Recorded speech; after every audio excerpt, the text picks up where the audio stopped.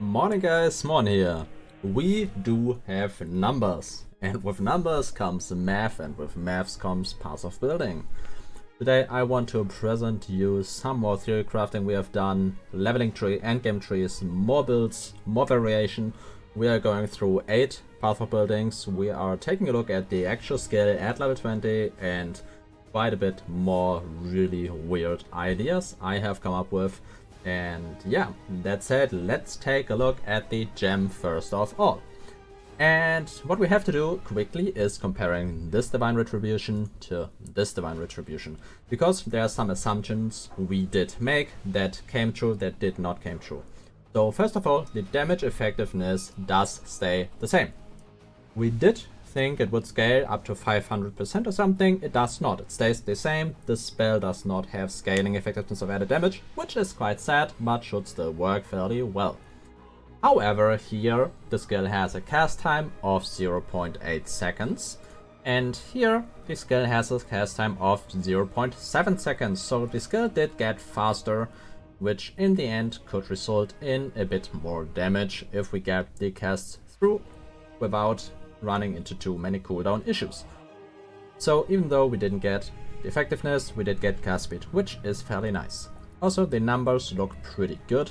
1.7 to 2.6k is pretty respectable, with pretty much 4 overlaps, which we get, I say now. And I really hope we do get them, because if it doesn't overlap, this might just break the entire build, but it will overlap, trust me here. So this is pretty much the biggest thing we have discovered, that the effectiveness doesn't scale. So let's dive into the POBs. All of these will be linked in the description and on Reddit or wherever you are seeing this video. So let's take a look. We have taken a look in the last video of Diana's prototype, of the Leaguestart, and of the and of the first template. So these 3 have been looked at already. The only change I have made is that the Leaguestart one has been slightly reworked, has received different trees for different levels, and an endgame version which includes some stronger items, including a Thread of Hope, because this one is extremely strong. Let's talk about the early game a bit here, because for duelist you want to cap your block with versatile competent and go for measured retaliation in the first lap if you want to level with these skills. This combination was pretty much necessary. On level 50 we get our second lap, we gain the 50% block chance and can either go with versatile competent or glancing blows. Both options do work.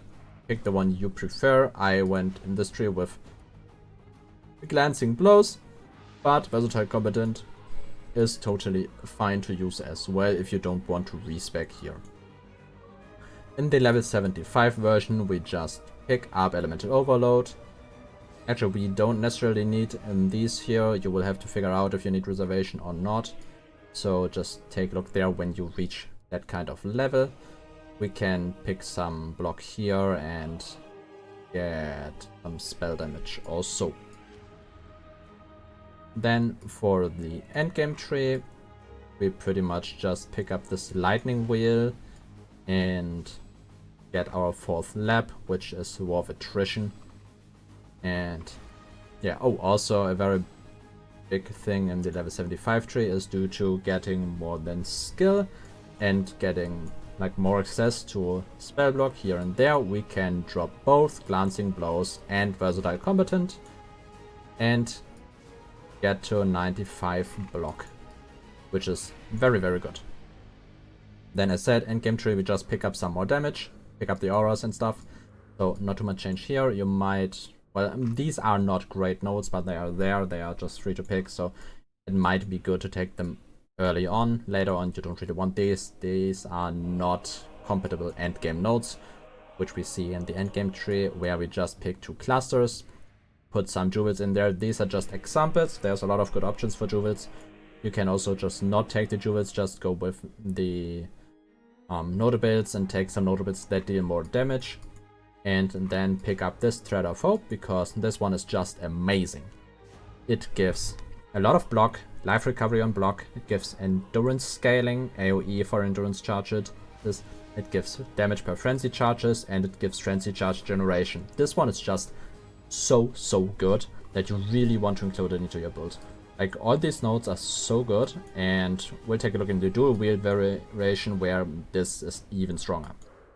But this is pretty much the POB I would recommend to follow when you want to level the skill and have a rough idea of where to bring it in the end game, and well, where to go from there we will take a look. But this, I think, is a very solid endgame variant, has okay-ish DPS.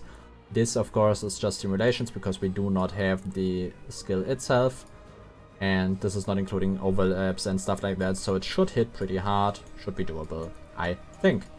Though you might still want to have a secondary spell setup for when things don't go right. But let's take a look at the different trees. So first of all, I want to talk about the best tree, in my opinion, that I did come up.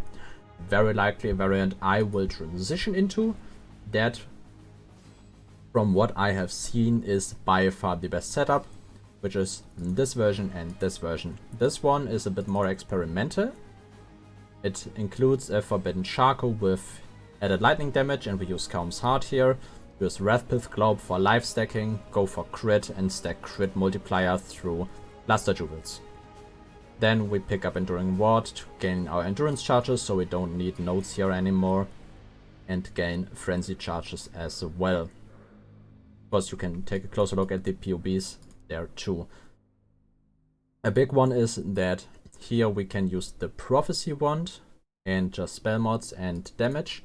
In the other setup, the Leaguestart setup, yeah, exactly. And here it is very important that you use an Opal Scepter in the earlier trees, and when you have the endgame tree, you want to use an Oscillating Scepter to get Elemental Overload.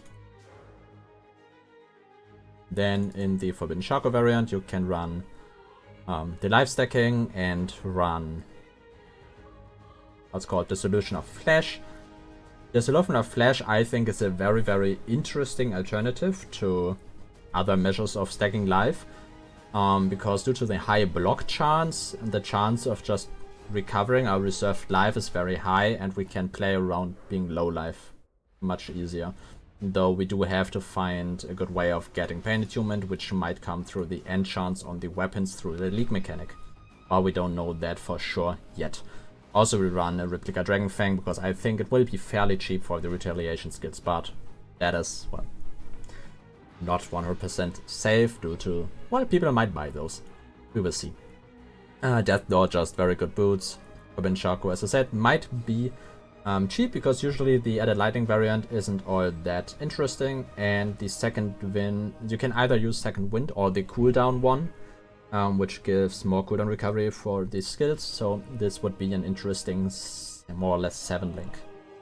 Then the other life stacking variant I want to talk about is running Sandstorm Visage.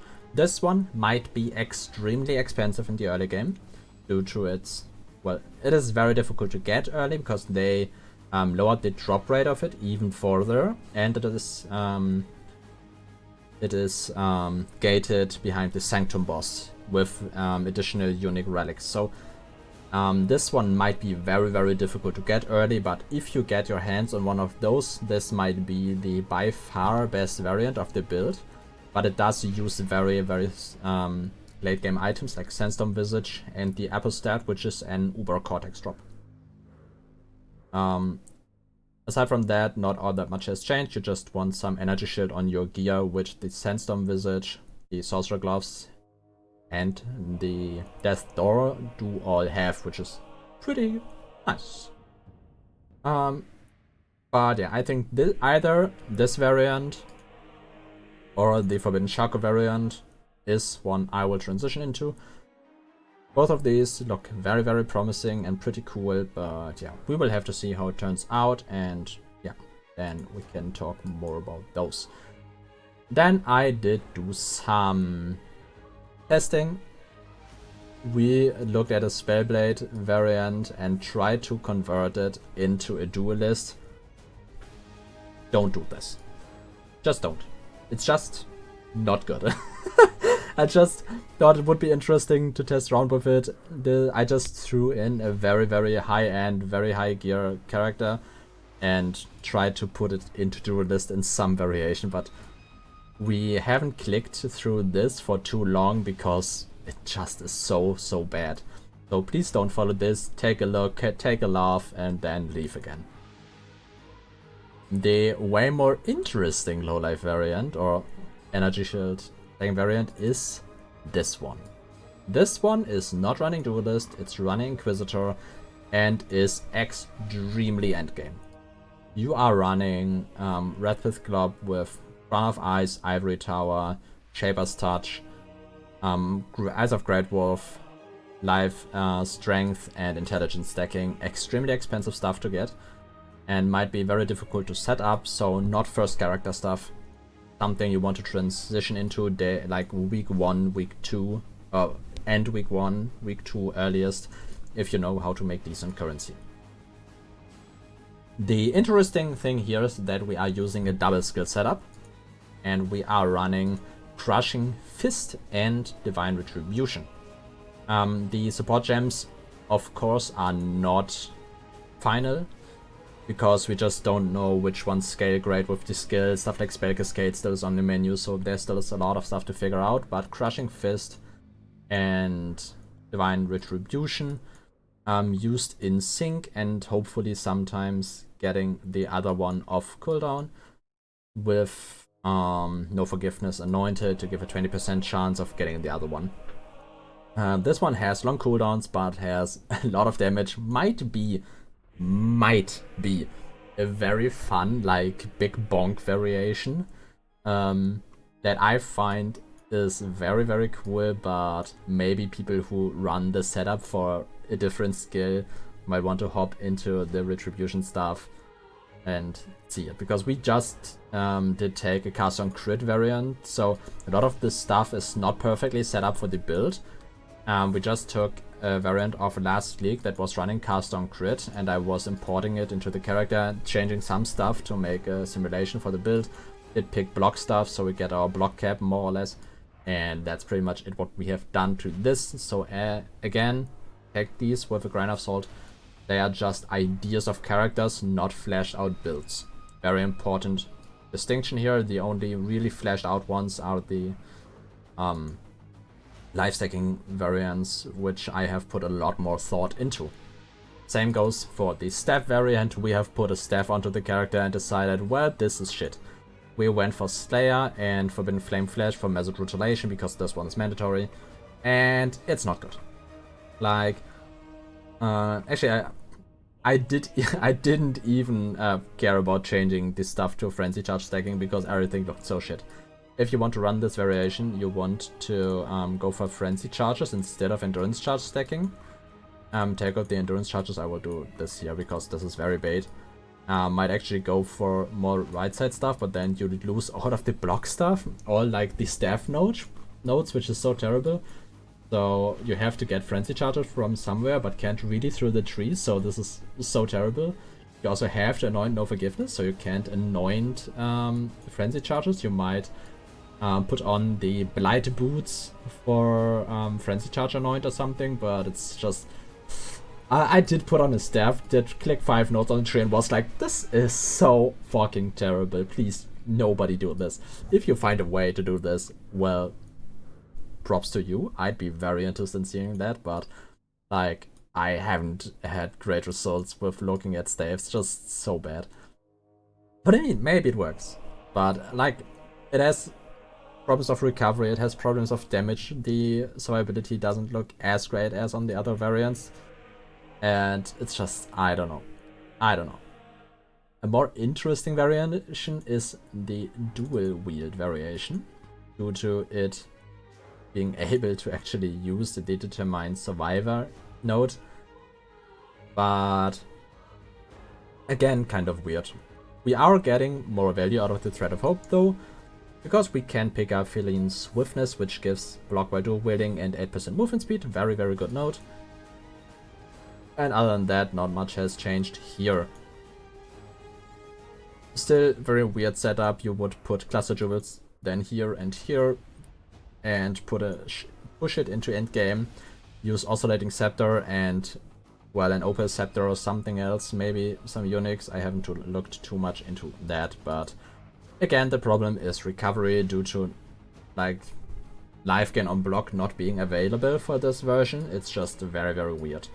So I don't think dual wield is the way to go. Also, I just think, well, life stacking is the best, but I did want to cover the idea of these variations, so I will put down the POBs in the comments. You can take a look. Maybe you'll find cool interactions that I have not seen. We've just went over these POBs like half an hour each, some longer, some shorter. And yeah, I just wanted to push out an update with all the POBs. So if you have any questions, any ideas, suggestions, recommendations, whatever, feel free to drop them in the comments, write them on Reddit. Just let me know so I can see it. And well, this will be the last video before Leaguestart. So on Leaguestart, feel free to join my stream and see how the skill goes. I'm very much interested in seeing your thoughts, having a look at your Leaguestart, and I hope you all have great fun with the league. Have a good Leaguestart, have a good night, and thanks for watching.